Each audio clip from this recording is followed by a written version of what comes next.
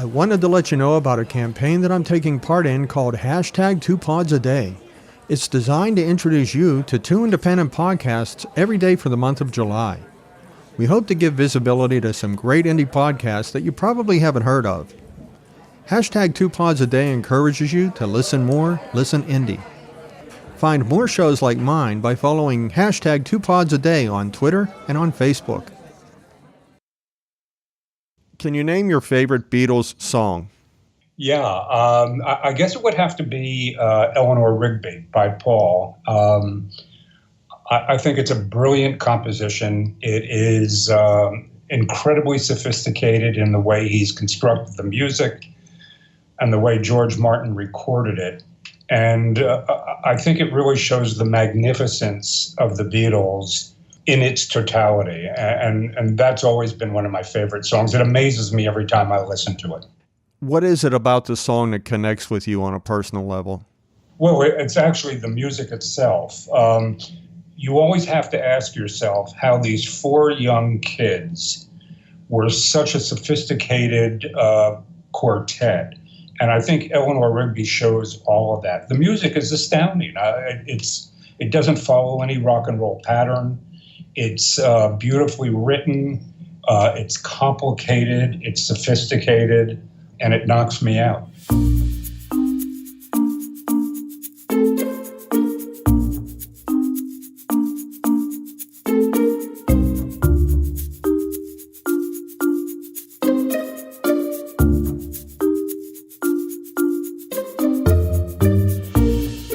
I'm Tim O'Brien. In this episode of the Shaping Opinion podcast, we're joined by Bob Spitz. He's an award-winning author of biographies. He's also written other nonfiction works, and in the music industry, he has represented Bruce Springsteen and Elton John. The premise of our podcast is simple. We talk about people, events, and things that have shaped the way we think. Today we're going to talk with Bob about one New York Times bestseller that he wrote. It's called simply The Beatles, the Biography. Bob, today we're going to talk about one specific period in the history of the Beatles, but you wrote one of the most definitive books about the Beatles ever written, I think, in 2005, 2006. What drew you to write that book? Well, I was actually writing the story of my life. The Beatles really define who I am, the generation that I came from. And I wanted to know more about it. I wanted to understand it in its cultural context. I wanted to figure out what made these guys tick. I wanted to go see where they came from, how they evolved, what their thinking was. And that would actually frame my own memoir, really. Their story is my story. And for any biographer, that is just a gift. So while the book took me almost 8.5 years to write, it was really a self-examination. And in the course of that, I heard some fabulous music. You know, we may talk about this as we have our discussion here, but for a lot of baby boomers, I think what you just said really applies. Their story is our story. The Beatles tasted early success. They released their song Love Me Do. That was their first single in October 1962. Their second single, Please Please Me, reached number 1 in nearly every chart in the UK. And then it started its run in which 11 of 12 albums released by the Beatles reached number 1 on the national chart. The band's third single, From Me to You, also started a run in which 17 of 18 singles released by the Beatles in the next 6 years topped the charts in the UK. And they also topped the charts in the US regularly. In fact, for 6.5 years in the United States, the Beatles had the top-selling single in 1 out of every 6 weeks, and the top-selling album 1 out of every 3 weeks. One of their most acclaimed albums was Sgt. Pepper's Lonely Hearts Club Band, and it's largely considered the greatest album from the Beatles. That was released in June of 1967.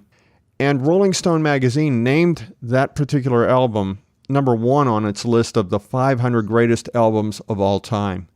The Beatles are the best-selling band in history. EMI Records stated that they have sold more than 1 billion units worldwide. In the United States, that's 177 million units, more than any other artist. And that brings us actually to the beginning, their first years of touring. And I wanted to ask you about this. They had a crazy 4 years of touring in the United States, the British invasion. Can you describe that whole period of time for the Beatles? Yes, sure. It was one long scream. That was basically it.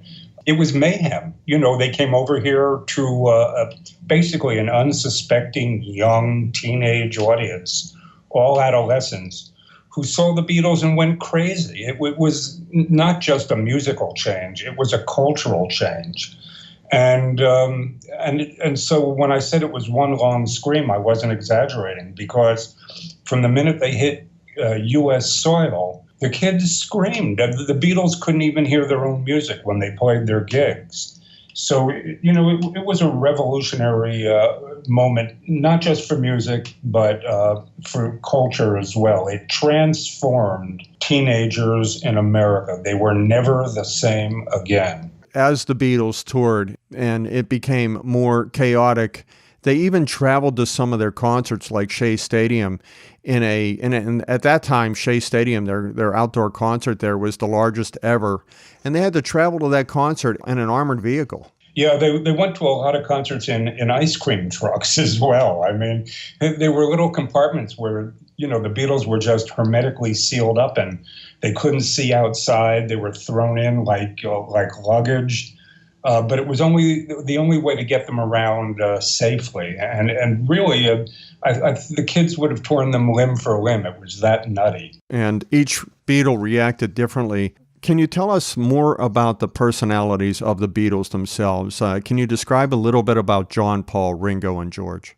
Well, it can really be described through what you just said, how they reacted to this. Paul loved it. He loved everything about Beatlemania. John and George absolutely despised it. They saw themselves as kind of rock and roll purists.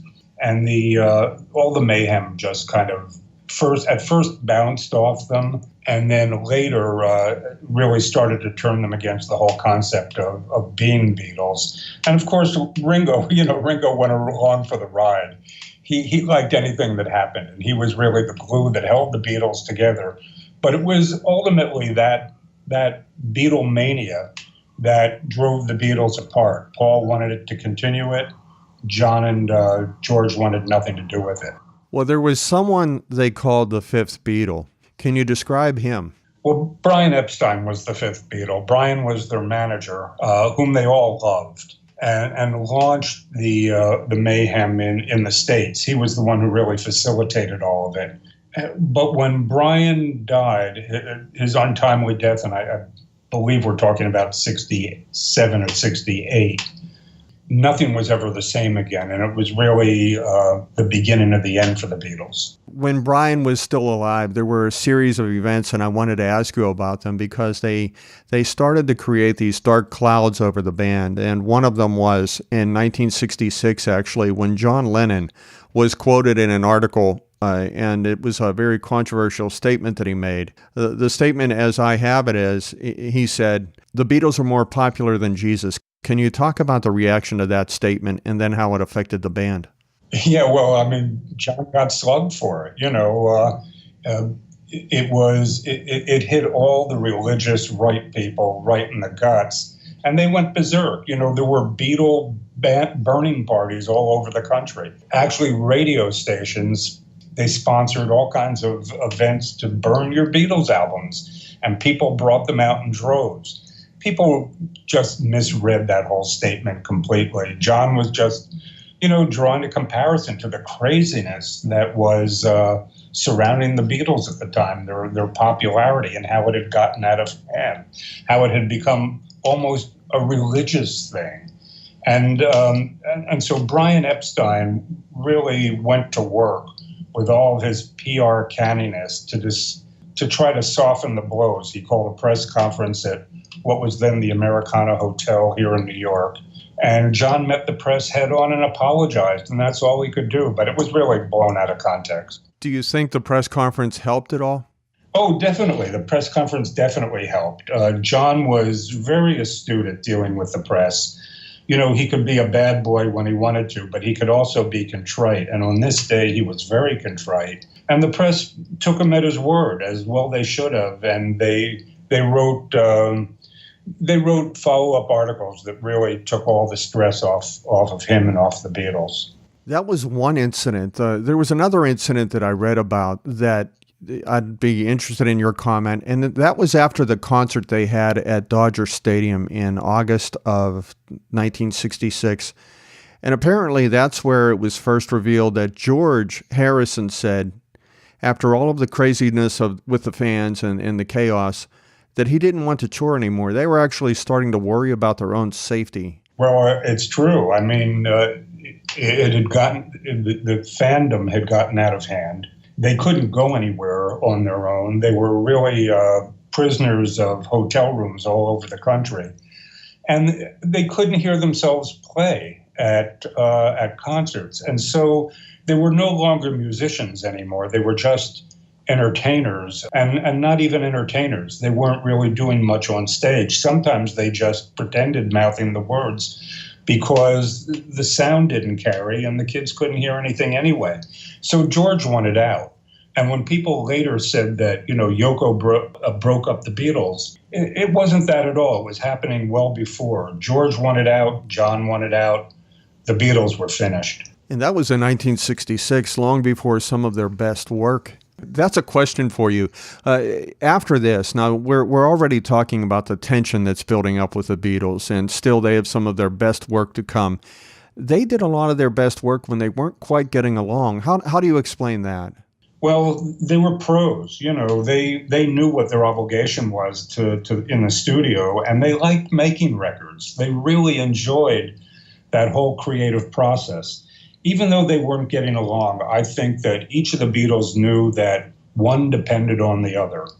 You know, John depended on Paul to really help smooth him along. Also, Paul finished so many of John's songs. Paul depended on John to rough up some of his slickness, which John did.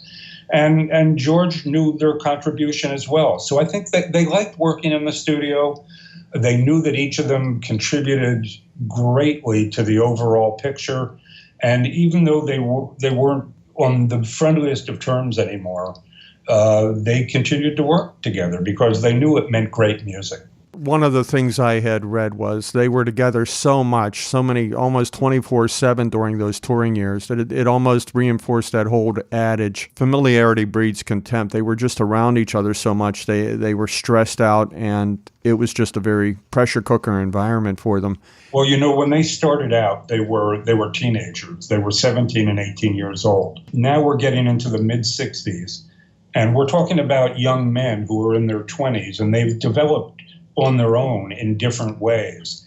And so they were no longer that unit, those, four musketeers, all for one and one for all. They had different interests. They had wives, they had girlfriends, they had religious interests, different musical interests. They were growing up and they were growing apart.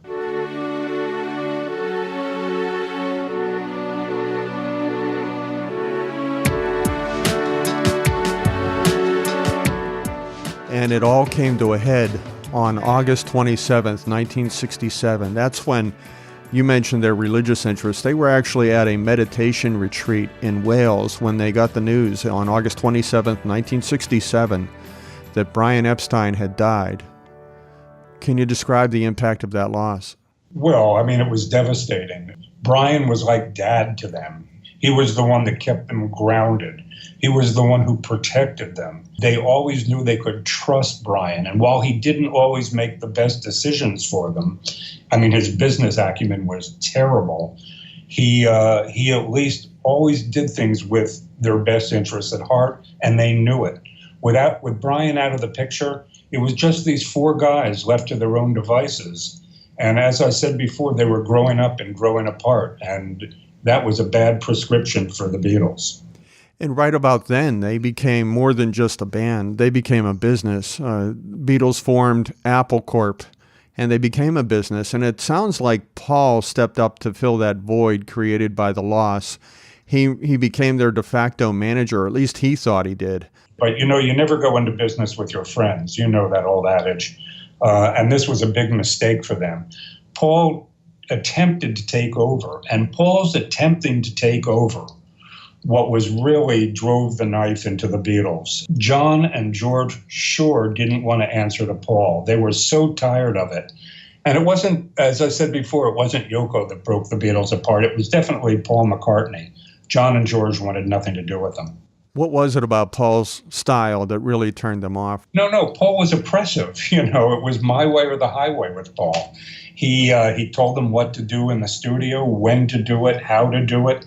You mentioned that Paul was oppressive. The first flop that the Beatles may have had was their Magical Mystery Tour film, and that came after Brian died.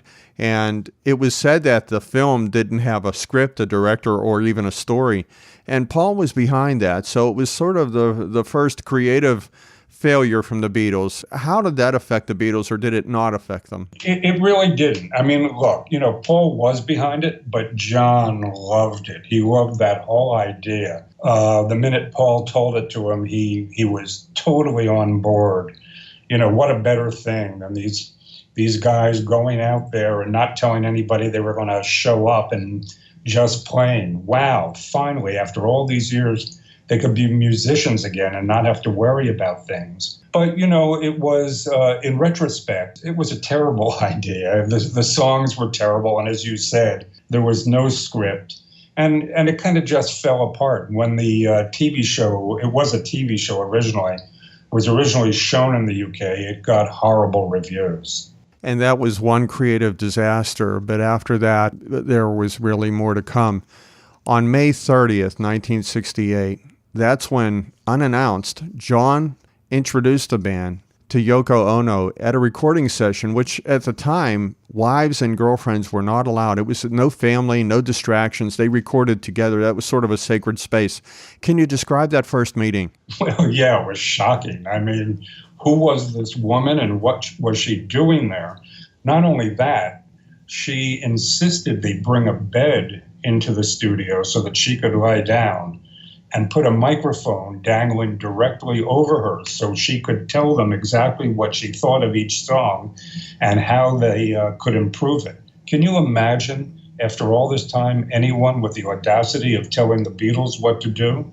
I mean, they were flabbergasted. They were stunned. And, John kind of ate it all up. Anything that he could do to disrupt things. John loved to disrupt things, even when they were working.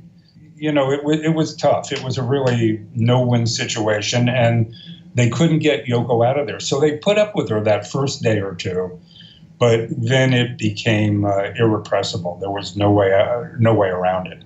What was Yoko's background? How did she meet John?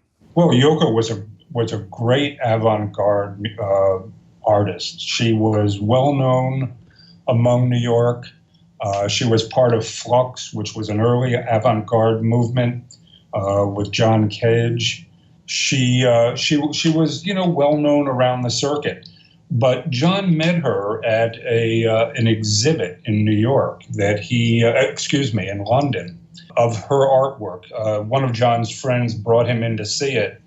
And the artwork was so, ludicrous and so crazy that John loved the audacity of it, and he wanted to meet this woman. She happened to have been there at the time, and, John was married to Cynthia. He had been for a couple of years. That marriage wasn't working out, and Yoko excited him. And, a lot of people see Yoko as a terrible influence in John's life. I feel absolutely the opposite. I think that Yoko saved John's life. How did she do that? Well, John was an incredibly angry guy. He had to get married. He had a loveless marriage. His mother had died early. His father had abandoned him. He was an alcoholic. He was taking gobs of drugs. And I think it was only a matter of time before John's self-destructive impulses would have caught up with him.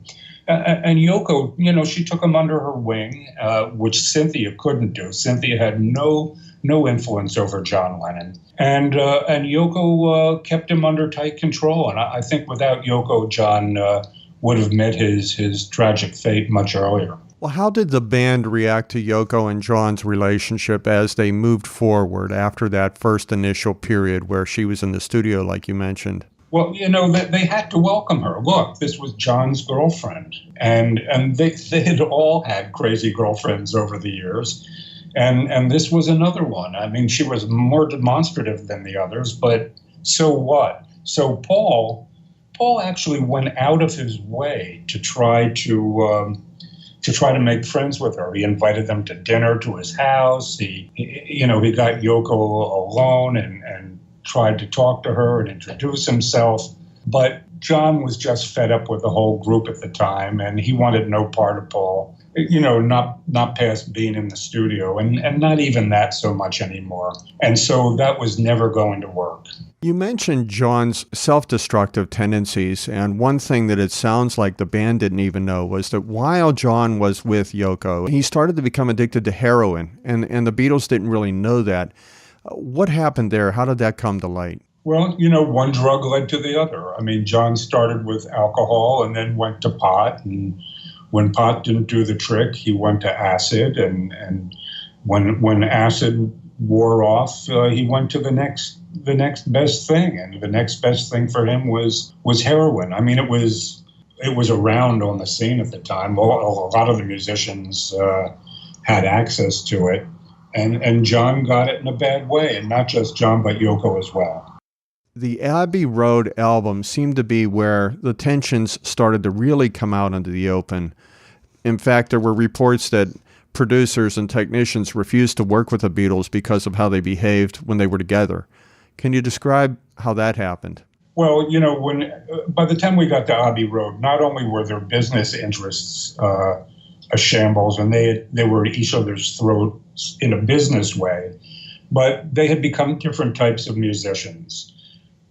Paul wanted to do his Beatlesque kind of music.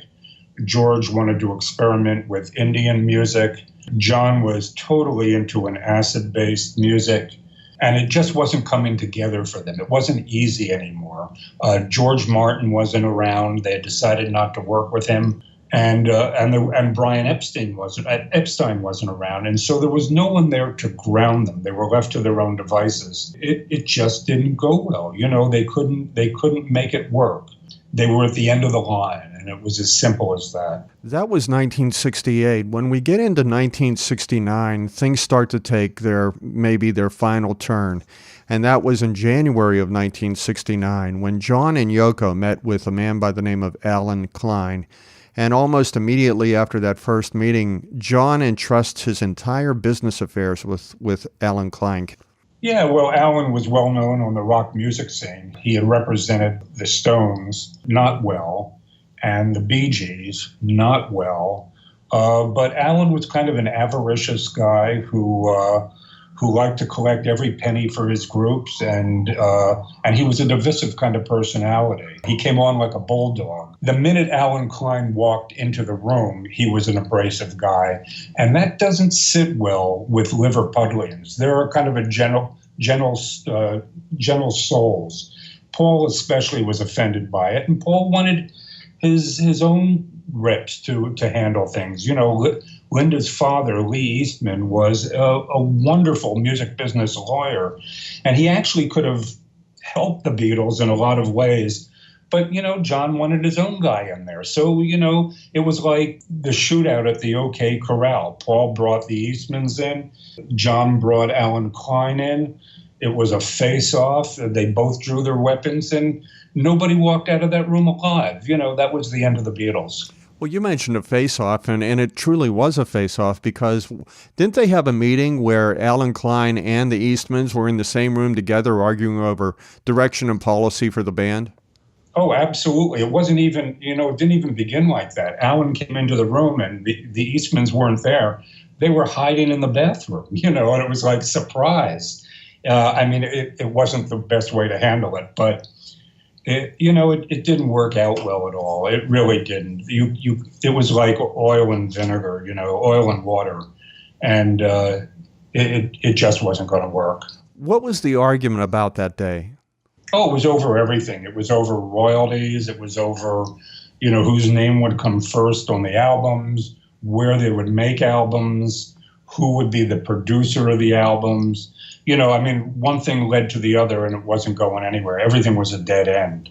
That was early 1969, and over the course of that year, it seems that the band really wanted Paul to sign a contract with Klein. But did Paul ever sign that contract? No, Paul never signed that contract. He made it very clear that he had no intention of doing that. The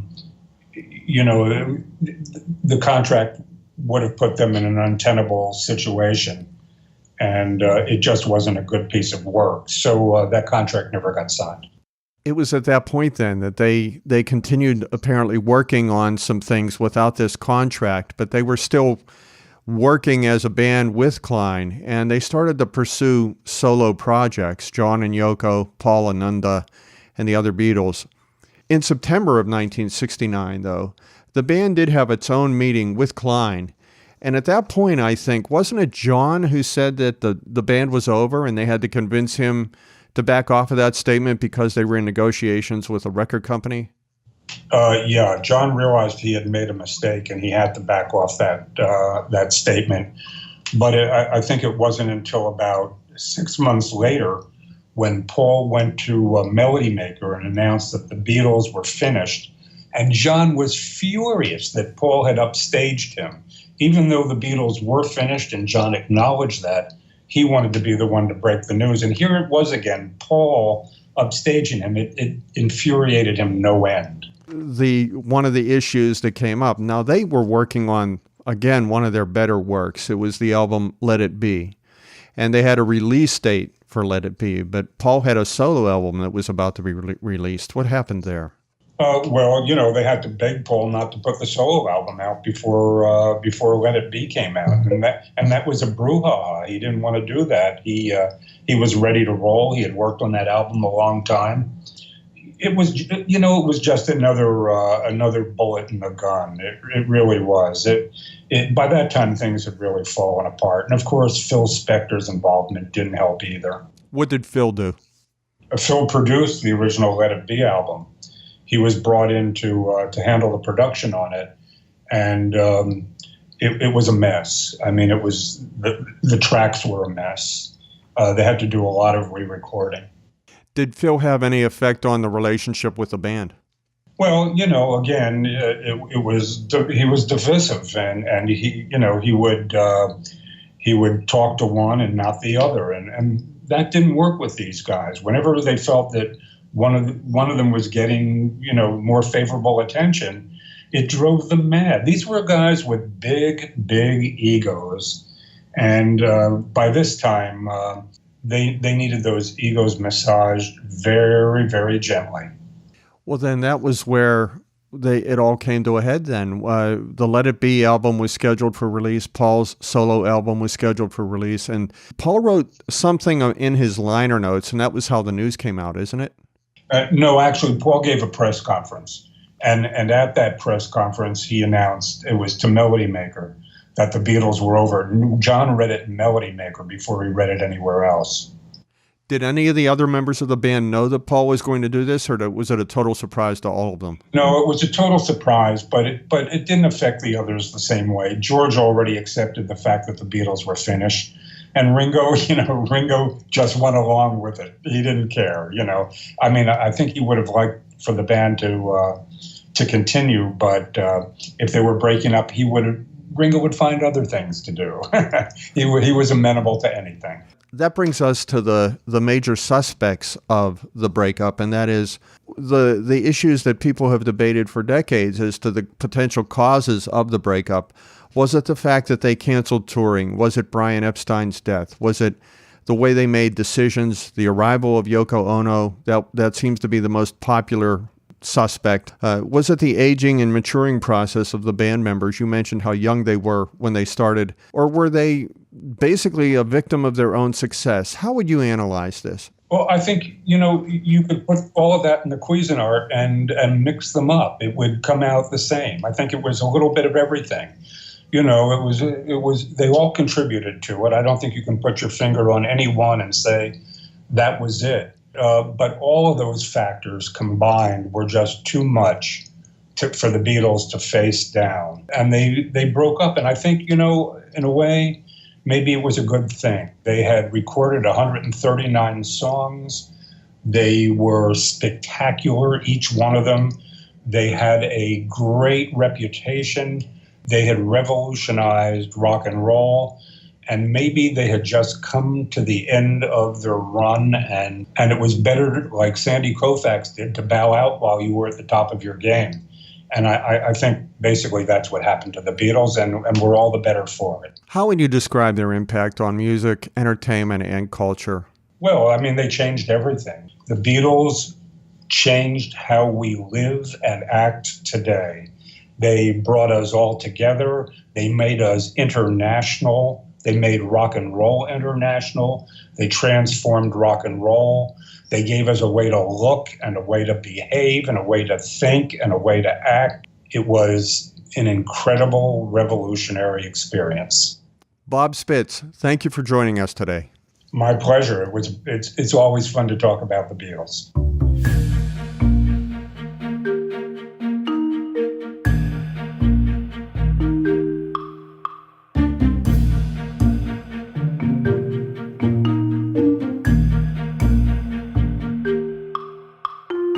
Make sure to check out our show notes for more information on everything that we talked about today.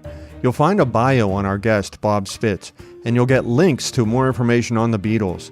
You can also listen to other episodes. And don't miss the next episode. You can subscribe to the Shaping Opinion podcast in many ways, and they're all free and easy to find on iTunes and at shapingopinion.com. This is where we talk about people, events, and things that have shaped the way we think. Until next time, I'm Tim O'Brien.